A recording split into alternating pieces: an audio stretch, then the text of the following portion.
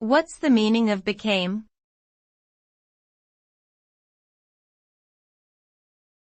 Became.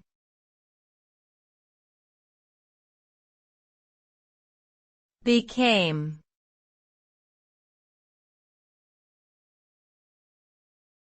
Became.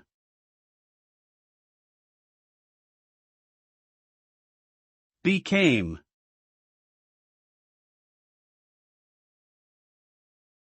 The word became is the past tense of the verb become, which means to undergo a transformation or change.